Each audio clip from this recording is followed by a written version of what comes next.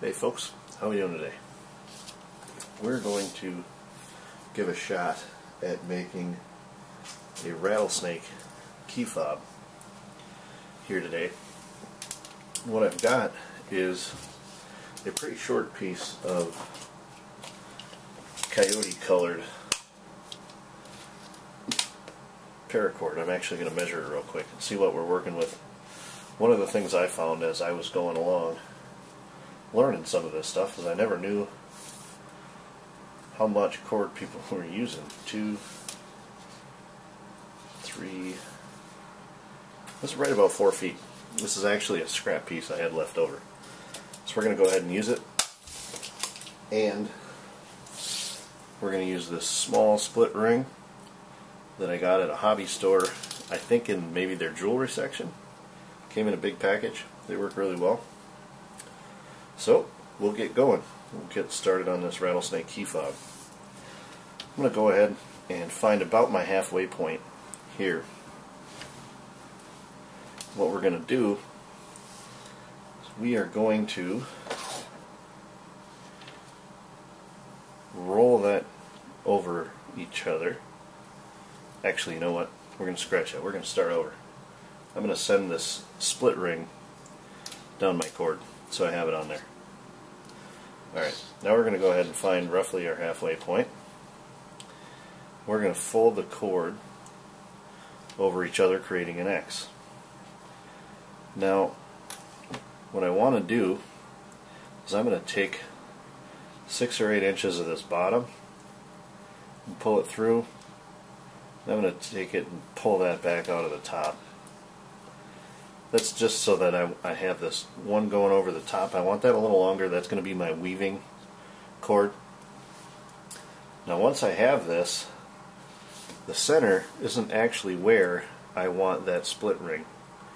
I'm going to pull it over the crossover point right there, where those two cords cross over. It's a little hard to see, but I'm going to turn it up so you'll see I have an X. My longer cord is now on my left, my shorter cord is now on my right. I'm going to take the cord on the left and I'm going to pull it around the back of that cord, keeping my split ring on my left hand side.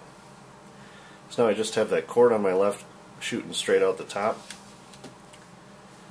and I'm going to take this cord I just pulled around on the right and I'm going to send it through this loop. Now as I do that, I'm going to change the orientation of this so that it's coming down and my split ring is up on the top. I know some of this is a little hard to see.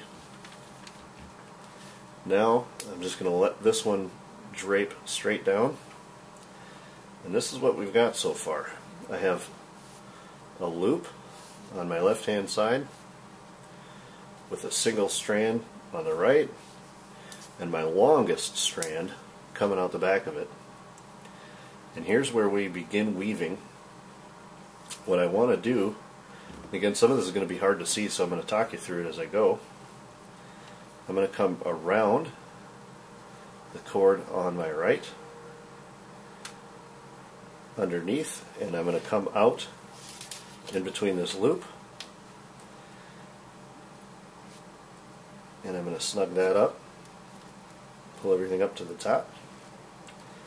Now I'm going to pull it around the back, and I'm going to come in between my loop and my single strand.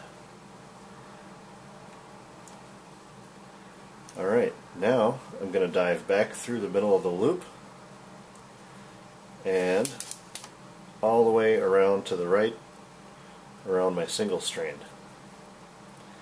That was one revolution of this weave.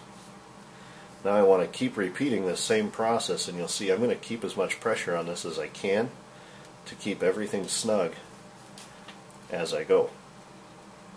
So again, I'm going to go around the single strand on the right and out through my loop. Keep everything taut, everything snug. Alright, I'm going to come around the left side of my loop and in between the loop and the single strand. Then I'm going to dive back through the loop and all the way back to the right. There's one more revolution of my weave. You can see the pattern starting to emerge there pretty good. And this knot I found is kind of hard to keep everything straight as you weave it. So I just kind of keep bending it and twisting it to keep its shape and keep it straight as I go. So I'm going to keep going around the strand to the right and out through the middle of the loop.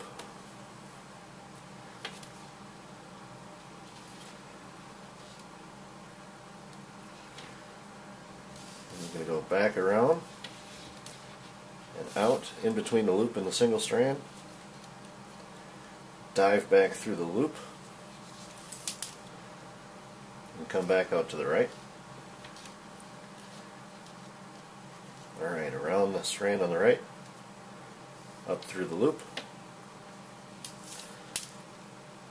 And this one I found on videos is kind of hard to see, which is why I'm trying to talk you through it at the same time. Around the left, out in between the loop and the single strand.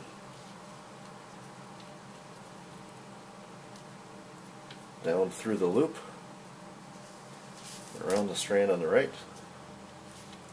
And you'll see I pretty much just hold this loop in my hand the entire time. That does help me keep everything snug.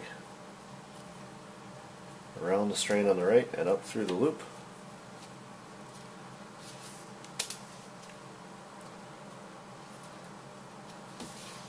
Back around, up between the loop and the single strand. And you'll see I kind of am bending it as I go to try and keep its shape.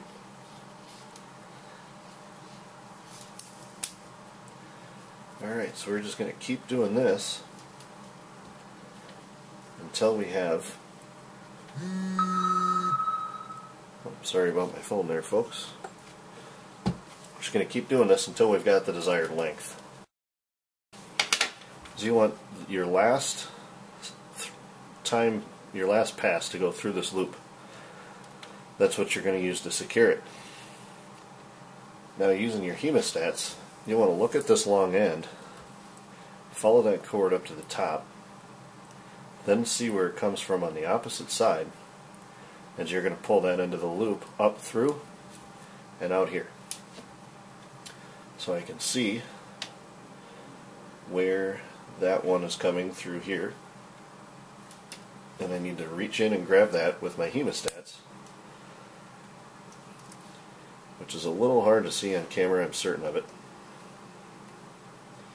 And I need to pull that piece of the loop through. And I'm using my fingernail to hold all my cordage in place there. Okay, I pulled that into the loop through.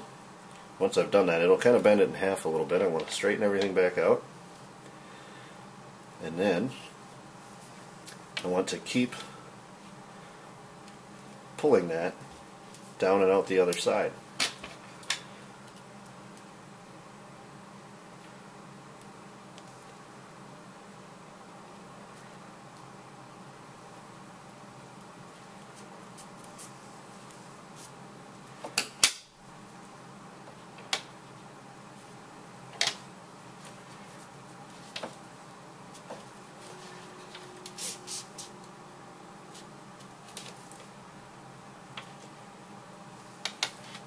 Alright, I've got it pulled down and out the other side. I can straighten everything out just a little bit. Make sure it's nice and tight.